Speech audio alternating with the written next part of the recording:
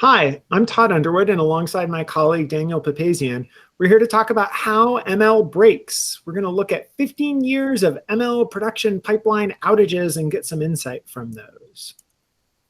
We'll be focusing on one particularly large system that Google has ran for about 15 years. And we'll be focusing on outages covering over a decade of this operation.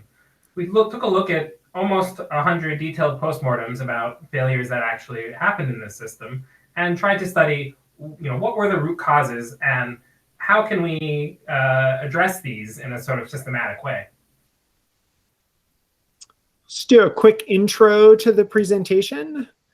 Here's the agenda.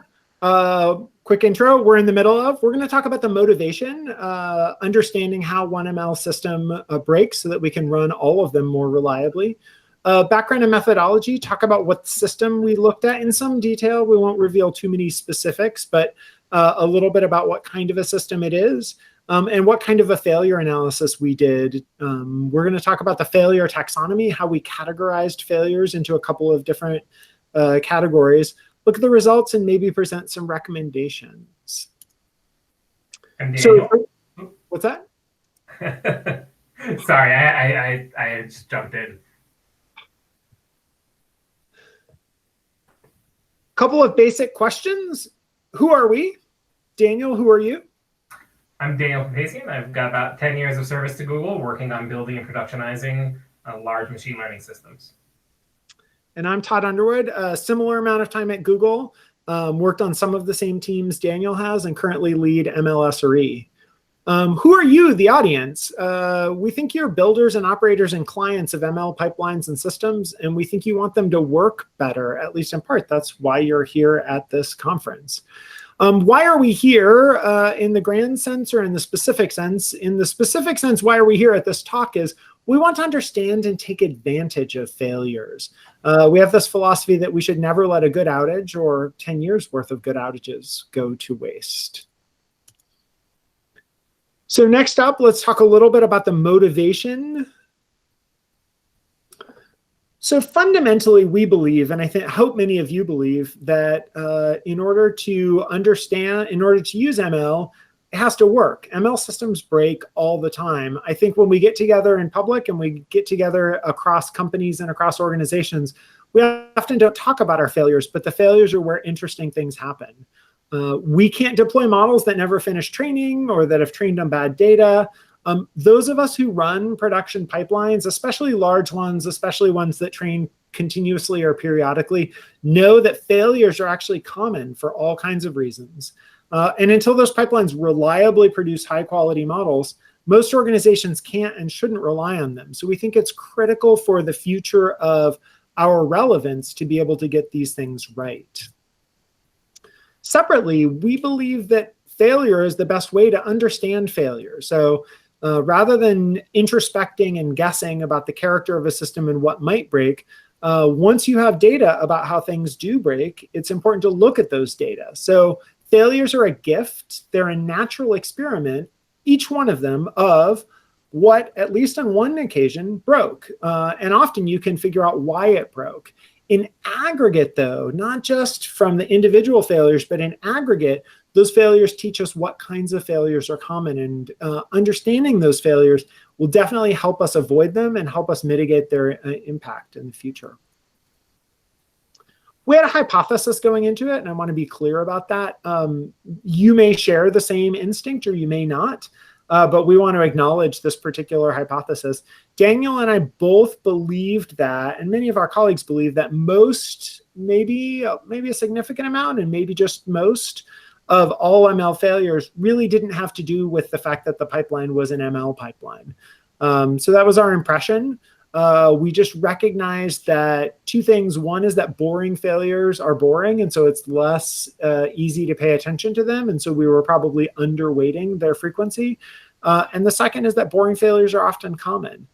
But it being sort of data-oriented folks that we were, we wanted to try to find evidence to confirm this. And if it was true, make it more actionable. And if it wasn't true, to adjust our prejudices to something more accurate. So we wanted to either confirm or contradict this, and then as a result, make ML-centric reliability just work better.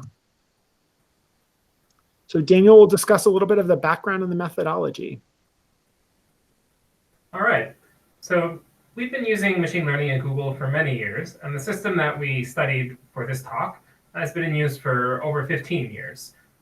Over that period of time, it's benefited from consistent improvement and redesigns, and we have outages that have happened, and we've accumulated a fair number of postmortems over the last 10 years. To give you a sense of the scale of the system, we have thousands of models that are training concurrently, and they have order of 100 billion parameters that any one of them may be tracking. And we'll do things like periodically sync new versions out for inference, say on the order of every hour. And our serving system is global, and it's continuously receiving these updates from our training system. We have a database that tracks postmortems at the company. And what I ended up doing was querying this for, hey, show me all the outages concerning this specific system. Identified 96 postmortems that were relevant to this machine learning system from the past 10 years.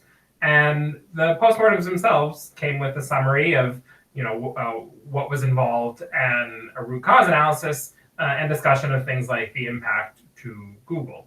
I went through and I manually binned these root causes into 19 different categories, and we'll get to a detailed discussion of how this taxonomy came about.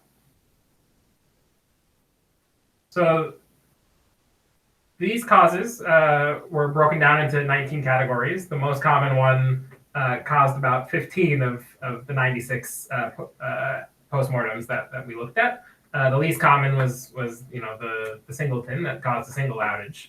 And then for each of the causes, we went and looked at whether this was a failure mode that was very much a pure ML failure, or if it wasn't really related to the fact that we're doing machine learning at all. We also looked at the axis of distributed system versus sort of single process failure. And then we categorized these factors based on the description of the general cause that we had identified.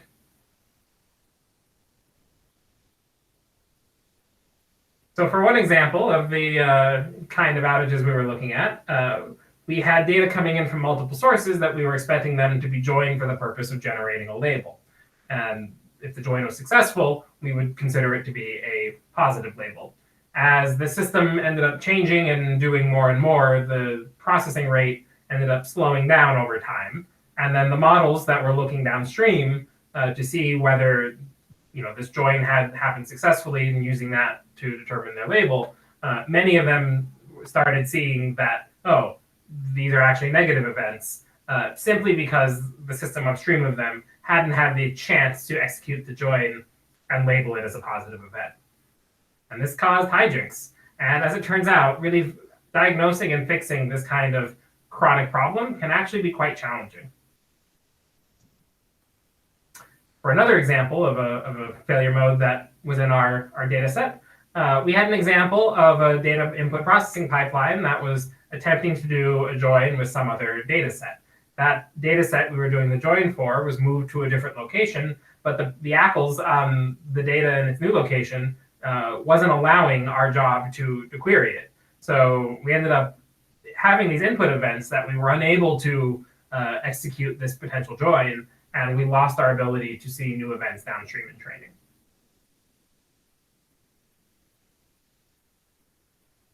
All right. And so let me talk a little bit about, now that you have a flavor for what the system under review is and what kinds of failures we're looking at, let's look in a little bit more detail at the failure taxonomy.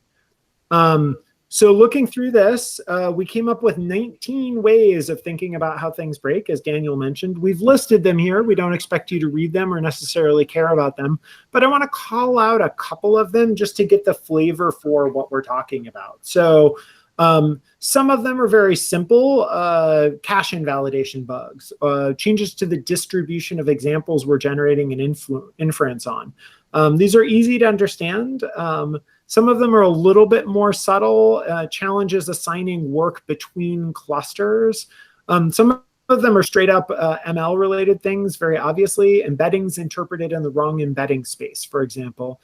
And some of them are sort of surprising, but perhaps mundane and have nothing to do or nothing obvious to do with machine learning. So an incorrect assert in the code, or even CPU hardware failures. So we took these 19. These were generated via analysis. So this is not some pre-vetted list. And these were generated from induction on the actual failures that did occur. But each of them was vetted by a couple of people and seemed to be a reasonable categorization of that particular failure. Then, as Daniel mentioned, we did 2 groupings. So let's go into that in just a little bit more detail. So the first grouping was ML versus not ML. So the question we want to ask is, to what degree would this failure have happened in a similarly constructed, similarly scaled pipeline that had nothing to do with machine learning? Recalling, I think Daniel mentioned, we scored these on a 4-point scale. On the most ML-y kinds of things would be changes in the distribution of examples, problems with the selection and processing of training data, either missampling, on a system that's order dependent, doing the order incorrectly, revisiting the same data in a way that's not reasonably supported by the model or some factor of the system. Those are all pretty focused on ML hyperparameters, mismatch in embeddings, et cetera, or even just training on mislabeled data, which was one of the examples. And one of the examples, it was training on data that we believed was labeled was in fact not labeled at all. So that's a subclass of mislabeled data, I suppose. But then on the other end, there's not ML at all. So a failure, a dependency failure, other than a data dependency failure, just some software that we rely on, some system we rely on fails, that happens to web services, that happens to databases, that happens to payments processing pipelines. And so, of course, it could happen to an ML pipeline, but it's not a very ML-centric kind of a failure. CPU failures. CPU just doesn't do the right thing. As much as manufacturers of CPUs would like you to believe that doesn't happen, sometimes it does. Silicon can be fickle. And if you run at large enough scale, that could happen to you as well. So that's the flavor of the ML versus not ML. Let's look at the other axis that we categorized, which was distributed versus not distributed. So the thought experiment here is, to what extent would this problem have occurred on a pipeline that was running on a single system versus a pipeline that is distributed on dozens or hundreds or thousands of systems? So an example of a very distributed systems related problem would be system orchestration problem. Like, we're trying to schedule a bunch of related jobs or tasks on a bunch of different machines, and they all need to be running in a particular way for the thing to work. And we just didn't orchestrate things right. So something's not running, or things don't know how to find other jobs. That's a very distributed systems kind of a problem. Data joined between 2 systems fails, a distributed systems character of problem. Also, resource constraints are not inherently distributed systems, but they're more likely to occur, and more likely to occur with somewhat more complexity in distributed systems environments. So those are characters of distributed form. A little bit less distributed, somewhere in the middle, CPU oddities. So with some probability, you can run into an actual CPU failure on a single system. You would be unlucky and you would be sad, but it could happen. Once you start running on hundreds or thousands or hundreds of thousands or millions of computers, the probability goes up very close to 1. And so that's the kind of failure where the more distributed you are, the more likely you are to run into that failure. And then as a character of like not distributed at all would include something like failed asserts, bad data structures. You can have a bad data structure in a single process shell script, right? So bad data structures are really not a particularly distributed systems concept. Let me turn it over to Daniel to talk through some of the results that we achieved. Okay, so by looking at this data set, we were able to find that most outages had causes that we didn't feel were characteristic of machine learning. The subset of the outages were rated as being purely characteristic of ML, and we saw this was really this bimodal distribution. The middle ground was rare. Plurality of the outages, on the other hand, we saw that they actually had a root cause that was somewhat characteristic of distributed systems. About 40% were rated as not at all distributed systems problems, but the majority at least partially resembled a failure mode that we thought was characteristic of distributed systems. So let's dig in a little bit to what we think this means. You're welcome to draw your own conclusions. We'll give you ours, and they're free. You can take them or leave them. It's entirely up to you.